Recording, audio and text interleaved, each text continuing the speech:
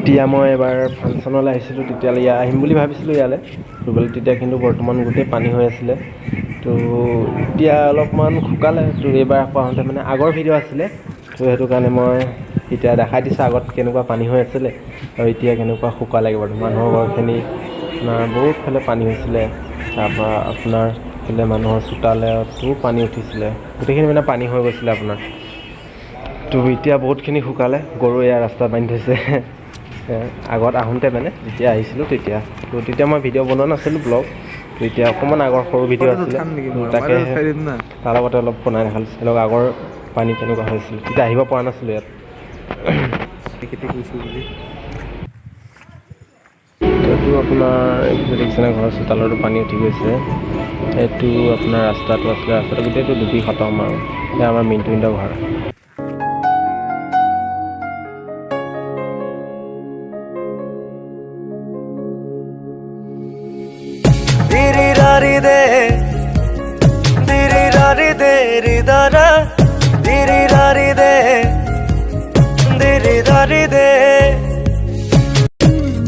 ও তোমাৰ আবেলি আজৰি মই আনো কেনেকে,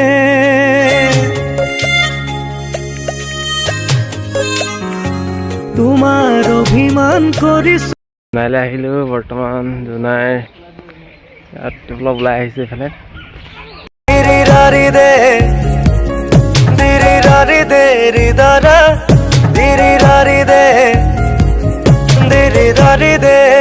ও তোমাৰ আবেলি আজৰি মই আনো কেনেকে,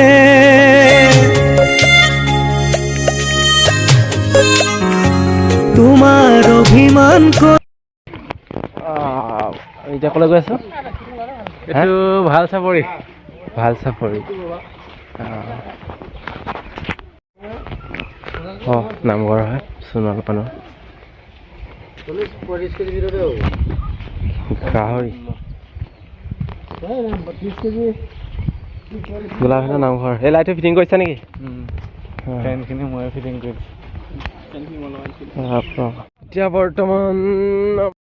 এতিয়া বৰ্তমান এইয়া পাইছোঁ এটা কালভাৰ এটা, দোকান এখন বিচাৰি আছোঁ, দোকান এখন পোৱা নাই বৰ্তমান বিচাৰি। তো অলপ মানে পানী চানী হোৱাৰ কাৰণে মানে দোকান নাই আৰু আগলৈ যাব লাগিব মোক। পাপু আহি আছে, ব্ৰহ্মপুত্ৰখন দেখাই দিম বুলি কৈছে আজি। ব্ৰহ্মপুত্ৰ বোলে আছে। ক'ত আছে ব্ৰহ্মপুত্ৰখন? অলপ আগত আছে বোলে ব্ৰহ্মপুত্ৰ। আহি থাকক, চাই থাকক বাৰু, দেখাই আছোঁ। এই পাইপৰ মাজেদি পানী যাব। এইটো কেনেকুৱাকৈ দিব লাগিব এইবিলাক? মাহিলী 30 টকাকৈ পানী পাইপৰ খাব লাগিব। পানী নাখালে ৰেচনত চাউল নিদিয়ে। পানী নাখালে ৰেচনত চাউল নিদিয়ে। ৰেচন কাৰ্ডত চাউল নিদিয়ে বোলে পানী নাখালে।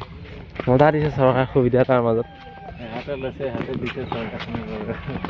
দি আছে কিন্তু ধৰিব পৰা নাই মোবাইল। এইটোতো জুম কৰি দিছোঁ, কিমান পামলখি খাইছিলোঁ বাৰু আগতে, এতিয়া বৰ্তমান খোৱা নাই। এয়া বোকা আৰু ৰাস্তাটোত কি কয় এয়া নাও চাও ৰেডি ৰাখিছে বাৰু। এতিয়া পাইপ লাইনটো এইখিনি পানী পাইপ কাম কৰি আছে নেকি? পাইপ কাম কৰি আছে বৰ্তমান ইয়াতে। এখন নাও, এই নাওখনত মোৰ উঠিব বহুত চখ, কিন্তু আজিলৈকে উঠি পোৱা নাই এনেকৈ নাৱত। কিন্তু এবাৰ পানী বাঢ়িলে আহিম উঠিবলৈ। আৰু গাঁৱৰ পৰিৱেশ এতিয়া গৈ আছোঁ, এই মাথাই এটা পাম আৰু অকণমান আগত। গাঁৱৰ পৰিৱেশ খুব ধুনীয়া, কিন্তু থাকিবলৈ খুব ভাল। যদি পানী চানী নহয় একদম ক'বই নালাগে আৰু। জেগাটো মোৰ বহুত পচন্দ লাগিছে মানে ঘূৰিবলৈ। গৈ আছোঁ আগলৈ এটা বোলে মাথাউৰি আছে, মাথাউৰিটো চাওঁগৈ, তাত বনাই আছোঁ বোলে ৰাস্তা। তাতো মাথাউৰিটো বৰ্তমান ইয়াত পাইছোঁহি।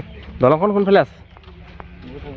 আগলৈ ৰাস্তাটো পাইছোঁ, মাথাউৰিটো কোনফালে যাম? ব্ৰহ্মপুত্ৰ।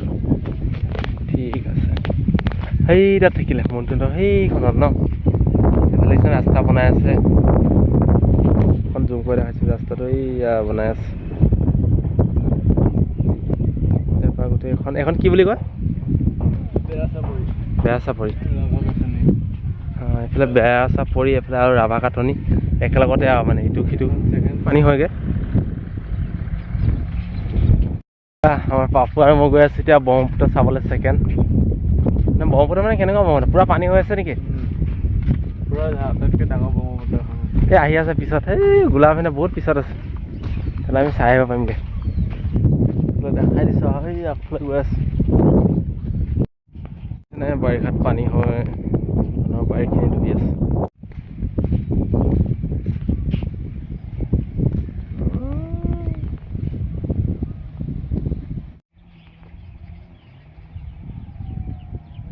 ধৰিব নোৱাৰে।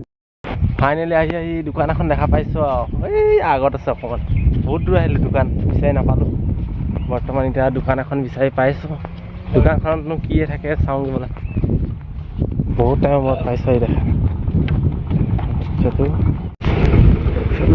এইটো কি নামঘৰ নেকি? বৰনামঘৰ। ইয়াতো পানী হয়। মানুহখিনি বহুত দিগদাৰ হয়। এই ব্ৰহ্মপুত্ৰখন দেখামগৈ, ওচৰৰ পৰা গৈ দেখাই আছোঁ।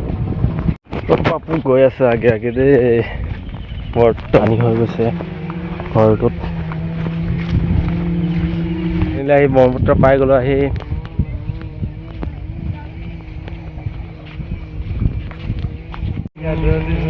গা নুধুওঁ ইয়াত, গা ধুবলৈ মন নাই, পেণ্ট অনা নাই, গামোচা অনা নাই। যদি পেণ্টটো ভিজাই দিওঁ কি হ'ব, দেখিছেনে? ৰাস্তা বনাই আছে বৰ্তমান, গা ধুই আছে। ধুবলৈ মজা লাগিল হয় গা দেই।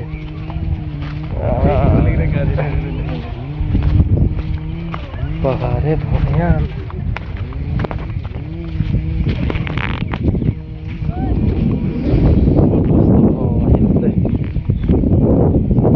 মজা লাগিছে গা ধুই।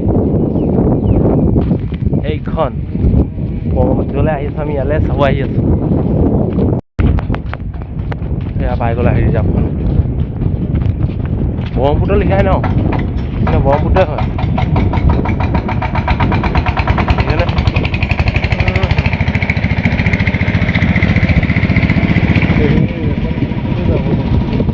যাবলৈ এইবিলাক বস্তু ৰেচন আছে বোলে, এইখানে নাহৰ ৰেচন ৰেডি বটুৱা কেৰাহী চব আছে, দেখা আছোঁ বাৰু।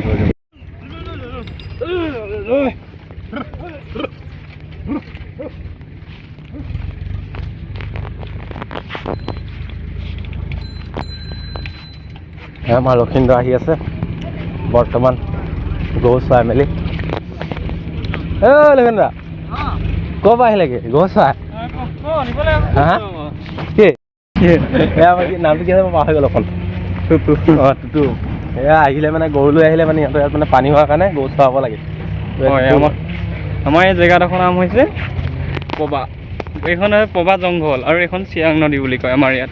এইখন পবা, এইখন জংঘলখন, এইখন ন জংঘল। আৰু এইখন আগতে ইফালে মানুহ গাঁও আছিলে, এতিয়া যেনিবা চিয়াং নদীয়ে গৰাখহনীয়াই শেষ কৰি লৈ গ'ল আৰু গৰাখহন। তাৰপিছত ইয়াতো মানুহ ঘৰ আছিলে, তাৰপিছত ঘৰ থাকিলে ইয়াতো এইফালে ধৰি লওক পানী হৈ থাকে, তাৰ ইয়াৰ পৰা গুচি গ'ল আৰু মানুহ। এতিয়া এখন জংঘলখন ইয়াত হাতীও আছিলে, চব আছিলে আগত। এতিয়া বৰ্তমানো ওলাই হাতী সেই মানুহ গাঁও কাষৰ গাঁওখনত পালেহি আৰু। তাৰপাছত আৰু এইফালে মানে আৰু মানুহবিলাকে আৰু এনেই নদীৰ পৰা কিবা কিবি কৰি উপাৰ্জন কৰে আৰু ধন কেইটামান ধৰি লওক খৰি চৰি উঠি আহে ধৰে। আৰু এই অৰণ্যখনটো ধ্বংস হ'ব আৰু লাহেকৈ, আৰু কি বোলে পানীটো তলত বুৰ গৈ আছে বৰ্তমান।